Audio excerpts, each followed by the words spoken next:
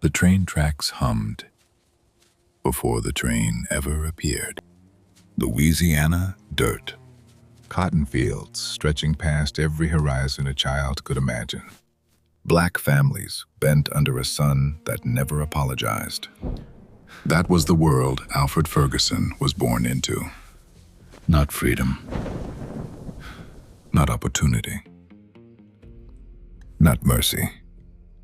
Work, pressure, survival. His father, Henry Ferguson, worked cotton fields so long his hands stopped looking human by winter. Cracked, calloused, permanent.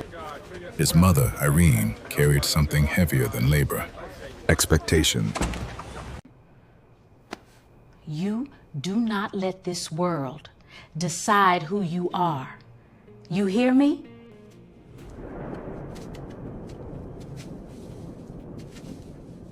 Young Alfred nodded, but he was already learning something darker. In the South, hard work alone did not guarantee dignity. He watched black families build fields they would never own. He watched white wealth rise from black exhaustion. He watched grown men lower their eyes just to survive another day. He saw the system. He saw who built it. And he saw who it was built for. But Alfred Ferguson was studying everything. The silence, the systems, the power. He carried lumber beside men twice his size and refused to fall. He stood at the edge of construction sites, cataloging every motion, every joint, every measurement. The boy was building blueprints inside his head before he ever owned a piece of paper. He watched the railroad tracks cut across the southern landscape and understood something most children never see. There was a world beyond Louisiana, a world where black men did not have to ask permission, a world the tracks could carry him toward. By the time he reached his late teens, Alfred Ferguson had made a decision that would change generations. He would not spend his life waiting for the world to grant him space. He would not spend his life asking permission to exist. In the mid-1950s, Alfred Ferguson left Louisiana for Chicago, not chasing glamour, not chasing comfort, opportunity. Chicago hit like steel, factories breathing smoke into the sky, industrial noise that never stopped, cold streets, black workers flooding buses before sunrise. The city moved fast, and if you were weak, it swallowed you whole. Alfred worked factory floors during the day, construction jobs when he could get them, anything that paid.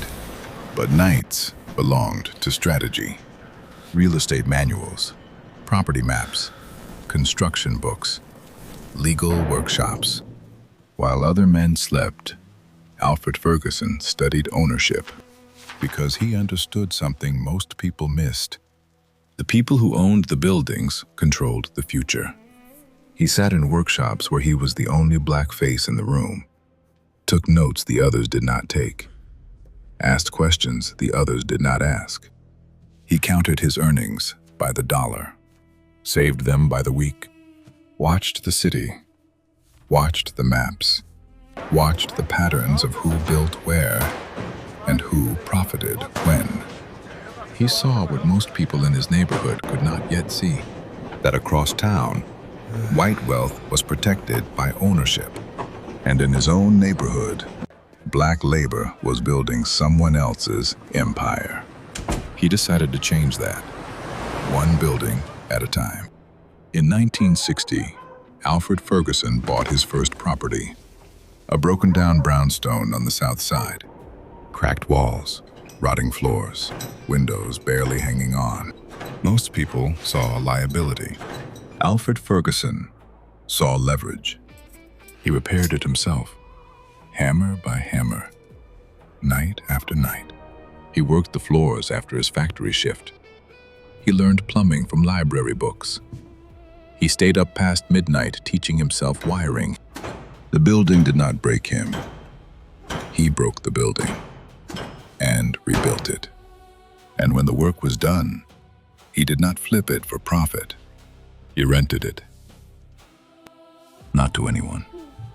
To a black family looking for a home. Because Alfred was not trying to become rich alone. He wanted black families to stabilize, to stay, to build. One property became two.